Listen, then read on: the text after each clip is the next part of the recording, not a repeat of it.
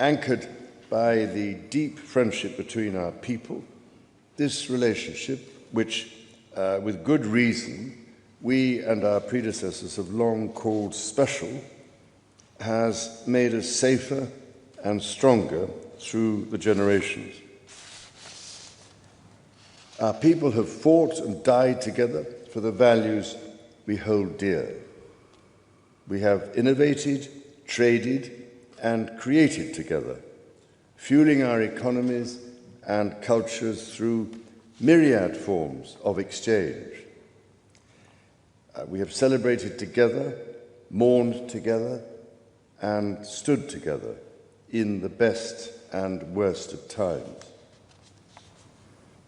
Mr. President, as we approach the 250th anniversary of the Declaration of Independence next year, it is remarkable to think just how far we have come. I cannot help but wonder what our forebears from 1776 would make of this friendship today. The rebel commander and pioneering First President George Washington famously vowed never to set foot on British soil.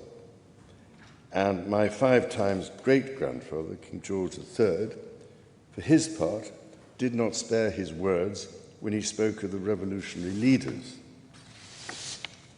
Today, however, we celebrate a relationship between our two countries that surely neither Washington nor King George III could possibly have imagined. The ocean may still divide us, but in so many other ways, we are now the closest of kin. Mr. President, you have spoken of your pride in your British roots. In fact, not only have you set foot on British soil twice in the last 2 months alone, but I understand that British soil makes for rather splendid golf courses. Now, for my part, I have always admired the ingenuity of the American people and the principles of freedom which your great democracy has represented since its inception.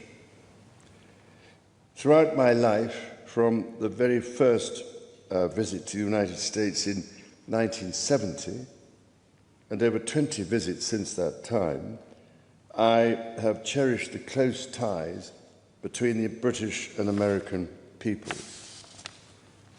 In fact, had the media succeeded in the 1970s in their own attempt at deepening the special relationship, I myself might have been married off within the Nixon family.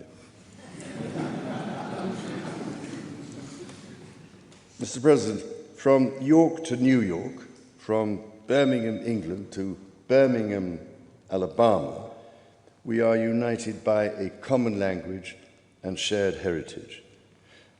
The many thousands of people from each of our countries who have made the other their home have enriched our societies immeasurably, a fact that gives me the greatest pride.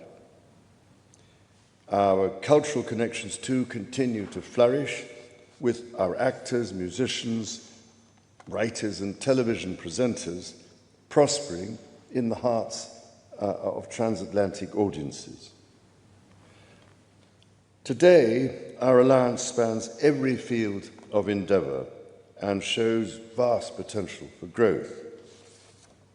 The United Kingdom was your partner in the first trade deal of your administration, Mr. President, bringing jobs and growth to both our countries. And no doubt we can go even further as we build this new era of our partnership. Our two nations have an exceptional legacy of shared discovery. Together we laid the foundations of nuclear science, mapped the human genome, and built the internet, upon which all contemporary commerce, communication, and defense is based. Together, our scientists and engineers are shaping the world of tomorrow, not least with new partnership agreements on technology and the prosperity that stands to bring. Our countries have the closest defence, security and intelligence relationship ever known. In 2 world wars, we fought together to defeat the forces of tyranny. Today, as tyranny once again threatens Europe, we and our allies stand together in support of Ukraine to deter aggression and secure peace. And our AUKUS submarine partnership with Australia sets the benchmark for innovative and vital collaboration.